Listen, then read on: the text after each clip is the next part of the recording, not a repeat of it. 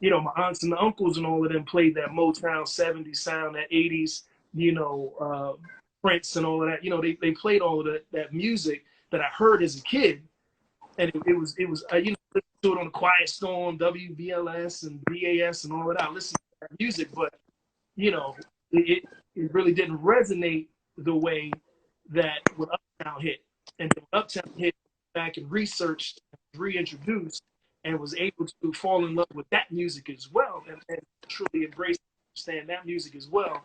And all of it has made me who I am today and who I continue to strive to be. And, you know, it's in this, as I discussed earlier, with the constant evolution of and changing of the entertainment business, of music business, I had to center myself because I didn't want to chase. I was like, yo, I'm not gonna keep evolving like this, keep chasing like this. Like, you know, you Mm. lose yourself, and then you don't grasp onto, you know, a strong fan base, or people don't understand who you are, or you're constantly becoming somebody new in a new season. You know, inauthentically. You know, and I was like, you know what? I'm just gonna create music that I love.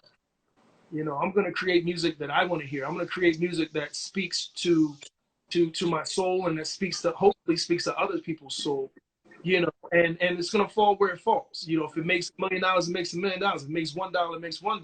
But what I'm not gonna be mad about is my investment in it. What I'm not gonna be mad about is, you know, the time that I spent. And I'm not gonna be upset about it because I did exactly what I wanted to do.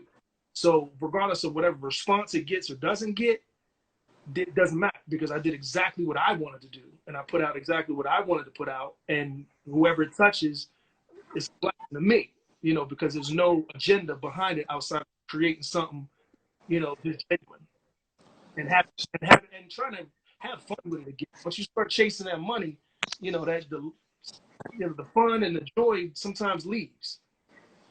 Staying true to yourself. You can never go wrong. Mm-mm, mm-mm. You know.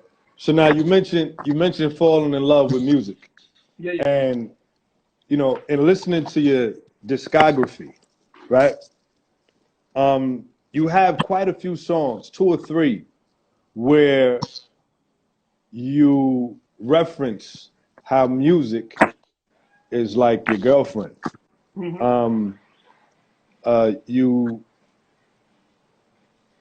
in A Good Man, I think it's on your Authentic album. Her Yeah, yeah, name is Music, and I'm looking for a woman to accept that. right, You know right, what I right, mean? right, right, right. So you have songs about relationships. You have songs about good relationships and bad relationships. You have songs about your love of music. Like creatively, like how do you like? There's a movie Brown Sugar. It's one of my all-time favorite movies, and it's Right, about how they fell in love with hip hop. right, right.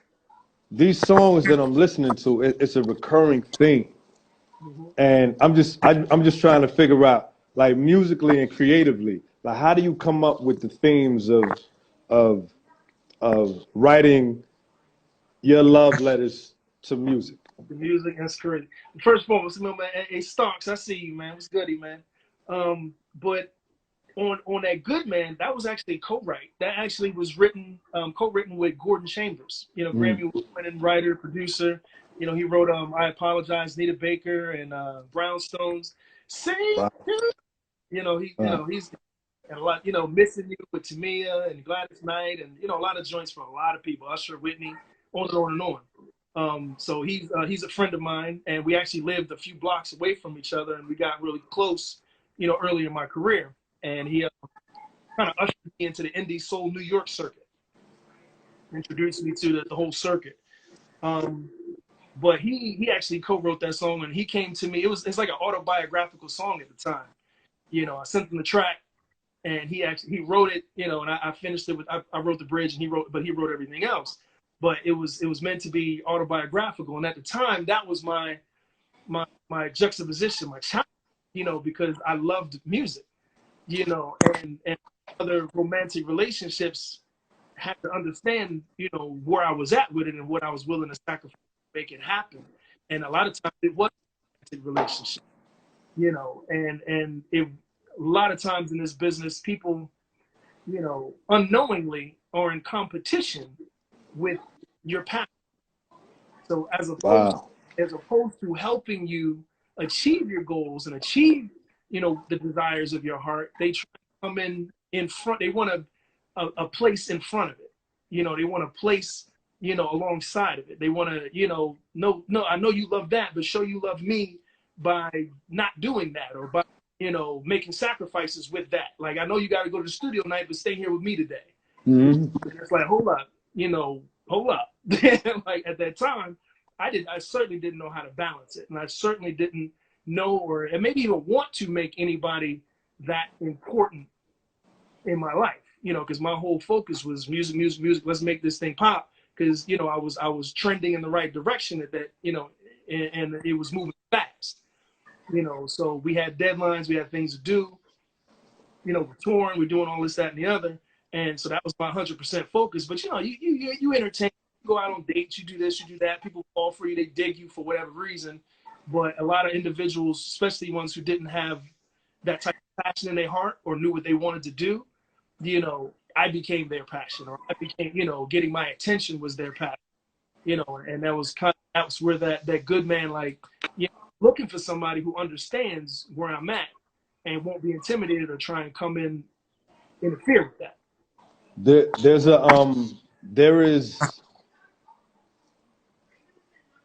There's this illusion that when you're doing things in entertainment, that it's a hobby, that it's a fad, it's just something that you're trying to do for the moment. And people don't take you serious when you say, listen, I got to go to the studio and record this, because not only do I love recording, but like, this is something that I'm trying to do. Man, dude, people laugh at me, when I told them I was a musician, or this is what I want to do with my life, and this, that. I done had people I was dating flat look in my face and laugh at me because they didn't believe that this was something that was achievable, or there was something that, maybe that I could achieve, whatever. Yeah. Yeah, it's what you got. Kyle, what's good? What you got? It's very difficult. I had another guest on here prior to this. I think you met him a couple of times. He's into photography. And he said, if one more person says, I'm into the photography thing, it's just like, yo, it's not a photography thing. Like, it's a job. Like, I book appointments. Like, I make people pay me for my craft. Like, your music is not just a fad. And it's very difficult early on, unless you touring with Beyonce and DJ Khaled, that people will take you seriously. And I think that is something that we've all been through, who's ever tried to be in this business. My relationship back then, when I was doing Divas Lounge, that was a major problem. Like, she thought it was it wasn't important enough. No, actually, you know what? That's all my fault. I ain't even gonna get into that. Any problems I had with that was all my fault. I take full responsibility. Like I said, hey man, it goes down that road, because it, in the beginning, you may not be making one penny off of it. You may not a dime. Like I said, when I first started out, I was paying people to let me perform when I first moved to New York. I was spending money, $250, $400 to get on people's stages just to be seen and heard.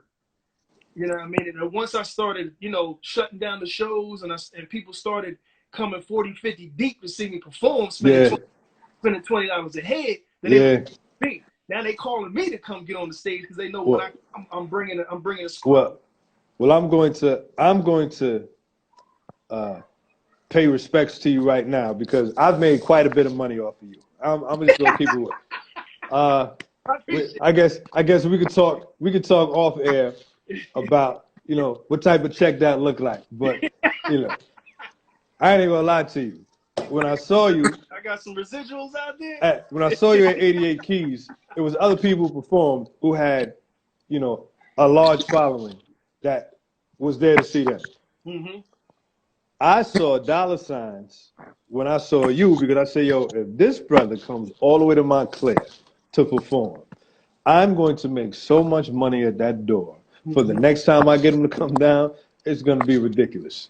You know what I mean? So, we don't hit me too hard with it. Pause. So, but I did make some money off you, and I'm sure a lot of promoters out there did as well. And we all need to come together and write this brother a check You I know what I mean? Or appreciate, puts it. I appreciate you saying that. I truly do. That's real talk, man. That's real talk, man. Like that's the formula. Like you got to get people that's going to draw them in for the next show, and that's exactly. Yo, is that brother performing?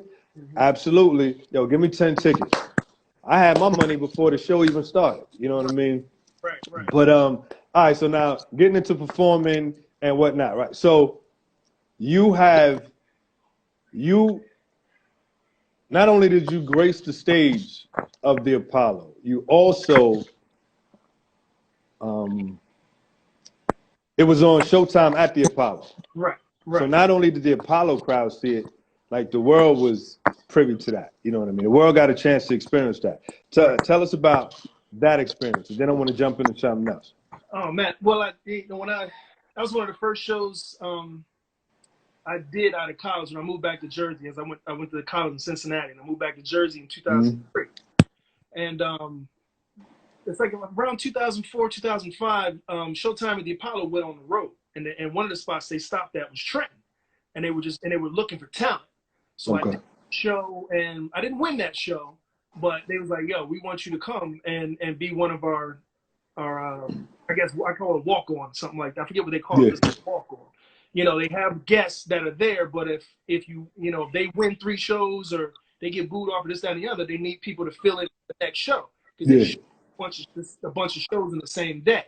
So they had me come up and sit in the audience or whatever, and lo and behold, I got an opportunity to perform. And I did that Donny Hathaway song for you. Mm-hmm. I was rehearsing that song, man. And the funny, just to go back, I did Sam Cooke, A Change Is Gonna Come for the audition here in Trenton, for the show here in Trenton. I did Donnie, but we couldn't use Sam Cooke because they couldn't license the music, so I had to switch to Donnie. And so I studied Donnie's every nuance of his voice, for a good month and a half before the show. And when I got there, and like I said, they called me up. I was shocked up there, all nervous, this and the other. I was so nervous that I forgot the song before I walked on the stage.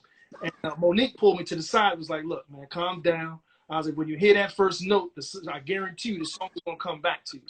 Yeah. I walk out on, and if you look at the video, because you can find a video on YouTube, whatever. So if you look at the video, I'm walking on the stage with my head down. I'm thinking to myself, "Shit, what's the song? What's the song? I can't remember the song." I can't get booed. They're going to kick me off stage. Oh, my life is gonna be over. Yeah, because this is infamy. It's never going. So they hit that first note, and song just came out. I didn't even think about it. Song just came out, and we was gone. And that episode, I think, played from 2004 or 5 until Showtime at the Apollo went off the air. They put me on the Best of the Apollo. Wow. That episode played until Showtime at the Apollo went off the air. And to this day, I've seen a lot of artists, that are big now who've saying that, I've seen certain comments in there in interviews they've done that said that performance, they didn't know my name, but they said that specific performance was something that inspired them Absolutely. to want to be an artist, this and that, and I've heard it countless times, and it's just one of those classic moments that I'll never forget, and I'm glad it lived as long as it lived.